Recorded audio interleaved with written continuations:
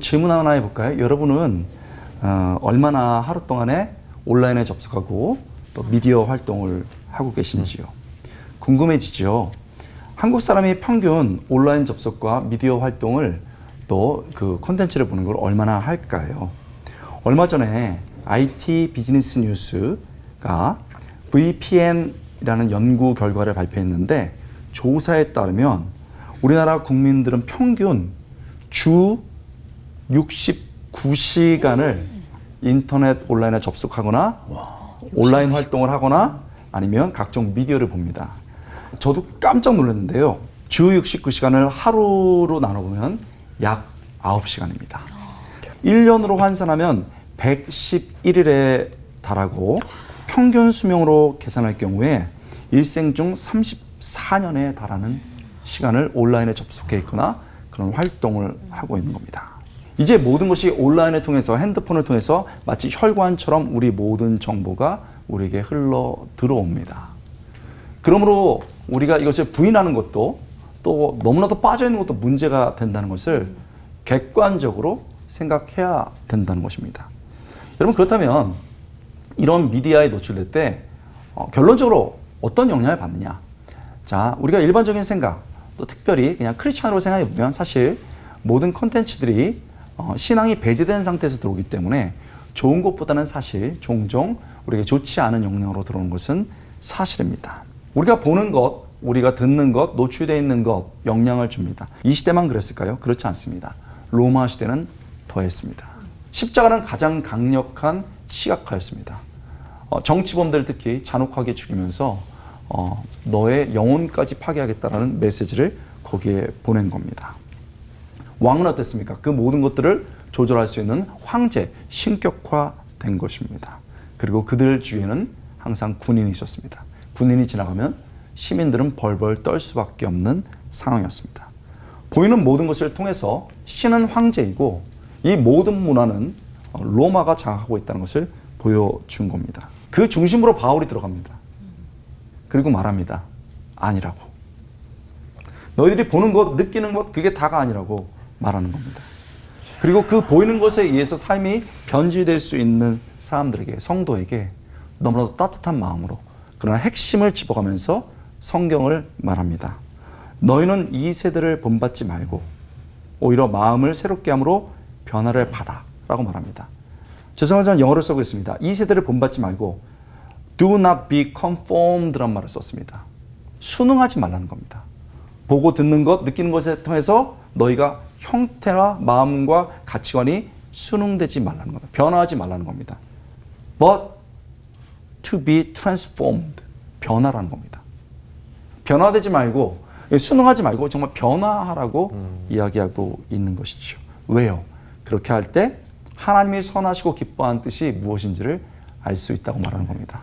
그렇다면 우리는 어떻게 해야 할까요? 첫 번째는요. 우선순위를 정하라는 겁니다. 그래서 이렇게 만들어봤습니다. 말선 후미. 한번 따라해볼까요? 말선 후미. 말선 후미. 착해요. 말씀 선 먼저 후 미디어라는 겁니다. 미디어 시대를 피할 수는 없습니다. 그것을 무시할 수는 없죠. 그러나 먼저 우리가 켜야 될 것은 앞에 가야 될 것은 말씀입니다. 영적 훈련이라는 것이죠. 말선 후미. 말씀을 피고 기도 묵상을 시작하는 겁니다. 미디어를 보면 세상이 보입니다. 그러나 말씀을 보면 하나님이 보이는 겁니다. 무엇을 먼저 보기 원하시나요? 둘째는요. 기독교 콘텐츠를 활용하는 겁니다. 여러분 이것도 축복이죠. 성경 프로그램 너무나도 좋습니다. 드라마 바이블 너무 좋죠. 생생하게 옵니다. 찬양 틀으면 좋아요. 감사합니다. 너무나도 제 영혼을 적시어 줍니다. 기독교 좋은 콘텐츠들이 많습니다. 특히 어떤 것? All for One 사랑해 주시기 바랍니다. 그러나 이단 콘텐츠는 주의해야 하겠습니다. 셋째, 건전한 콘텐츠입니다. 영적 콘텐츠 그 다음에 건전한 콘텐츠죠. 교육, 건강, 또 우리가 건강한 시민으로 살아가는 것들 필요합니다. 그러나 단 가짜 뉴스는 주의해야 합니다. 그리고 정치 이슈라든지 자기가 좋아하는 거에 탐닉되지 않도록 하는 것은 너무나도 중요합니다. 그것은 자기가 좋아하는 것을 알고리즘으로 계속 제공하고 있기 때문에 그렇습니다. 결국 설탕만 먹다가 몸이 망가지는 것처럼 미디어는 여러분을 만족시킬 겁니다. 그리고 죽어갈 때까지 그렇게 할 겁니다. 그러므로 우리가 주의해야 합니다. 건전한 컨텐츠를 보되 항상 내가 이것들을 판별할 수 있는 기준을 세워야 한다는 겁니다. 네 번째, 다섯째는 핵심적입니다. 네 번째는 공동체로 살아가라는 겁니다. 공동체의 삶을 소중히 여기라는 겁니다.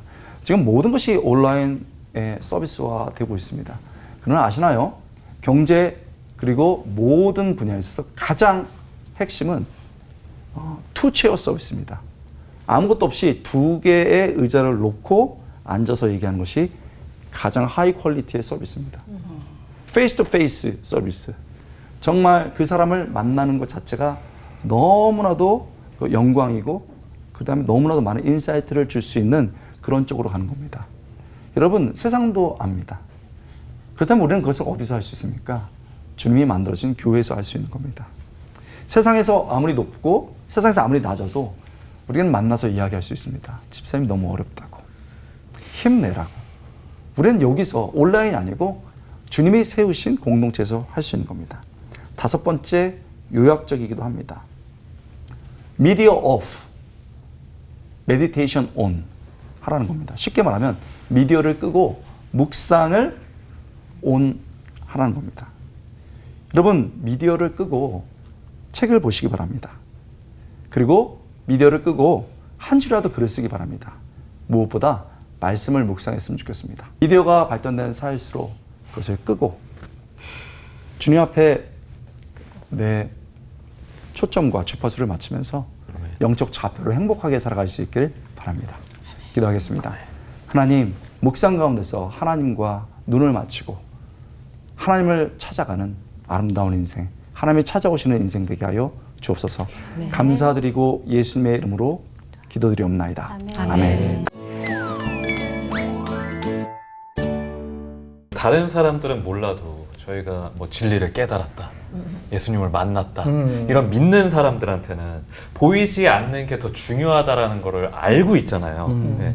근데 왜 그런 거 알고 있음에도 불구하고 이렇게 보이는 거에 영향도 많이 받고 휘둘리기도 하고 왜 이렇게 되는 걸까요, 권호 목사님? 이 최첨단 미디어 시대로 갈수록 이 보이는 거에 대한 믿음도 신앙도 저희가 더 약간 빼앗기기가 쉬워지는 것 같거든요.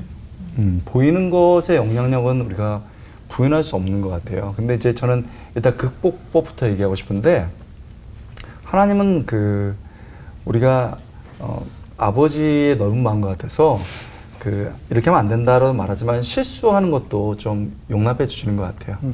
그런데 그때 깨닫는 게 되게 중요한 것 같아요. 보이는 것에 대한 그것으로 살아갔는데 한번 깨질 때, 그때 보이지 않는 내가 뭔가 붙잡혀 있구나, 오해에서 붙잡혀 있구나, 이런 것 되게 중요한 것 같아요. 어저께 우리나라에서 가장 유명한 게임 회사의 아주 유명한 프로그래머를 만났는데 제가 좀 깜짝 놀랐습니다. 아니, 우리 대학생들이 제가 집회에서 보니까 아이템, 득템 이런 거를 100만 원짜리, 1000만 원짜리를 한다고 그러던데, 그랬더니 그분이 웃으면서, 목사님, 그런 거는 아무것도 아니에요. 억대가 넘어가는 것도 있습니다. 최고가가 얼마? 6억입니다. 그래서 제가 회사를 말하고 싶은데 뭐 그런 회사에서 그걸 하고 있다는 거예요. 그래서 내가 물어봤어요. 아니, 거기서 아이템, 뭐 창을 사고 칼을 사고 스포츠카를 왜 삽니까? 그랬더니 거기 들어가면 현실이 어떻든 간에 내가 어떻게 못생겼든 어떤 사람이든 간에 딱 들어가면 거기서 엄청나게 그 아이템을 갖고 있으면 존중해 준대요.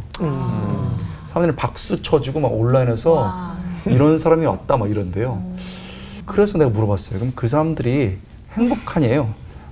온라인 했을 때는 행복하대요. 그렇겠지. 나오면요? 그건 모른대. 그렇지. 자, 나는 탓하고 싶기 전에 그 사람들이 보이는 것에 의해서 이제 내가 누군지를 자꾸 하고 싶은 거예요. 그치. 그러면 그것이 없어질 때 내가 누군지를 모르게 될 거예요. 행복감도 사라지고. 그렇다면 그냥 보이지 않는, 그러나 가장 핵심적인 하나님의 말씀에 의해서 너 내 아들이야, 내 딸이야, 그것으로 만족할 수 있는 것을 자꾸 훈련해야 되는 것 같아요.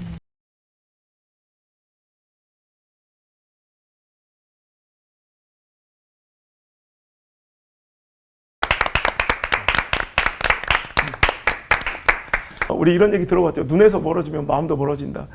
아, 참, 이게 안 보이면, 안 보면, 떨어져 있으면 뭔가 식어요. 거꾸로 얘기하면 계속 보고 집중하는 것, 그것이 또 내 마음, 생각, 선택, 결정을 좌우한다는 거죠. 인간의 뇌는 미러링 작용을 한다고 해요. 그래서 학습과 반응을 이제 미러링을 통해 내가 보는 것에 따라서 반응하면서 이제 그 비추어지는 것이 진짜이든 아니든 진리이든 비진리든 악함이든 선함이든 생물학적 반응을 일으키고 그것을 수용한다는 거예요. 세상에서 제일 무서운 게 익숙해지는 거예요. 자꾸 보다 보면 그게 보암직도 하고 먹음직도 해서 손대게 되는 거죠. 옛날 에펠탑 효과라는 말이 있어요.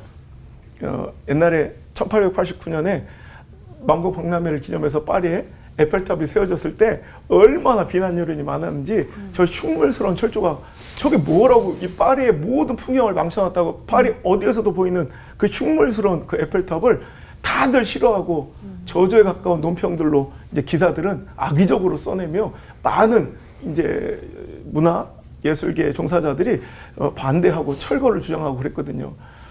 근데 요즘에 에펠탑 효과가 뭐냐면 에펠탑이 세계에서 가장 많은 관광객이 찾는 그런 관광 명소이고 또 구조물이 되었다는 거예요. 그러니까 흉물스러웠는데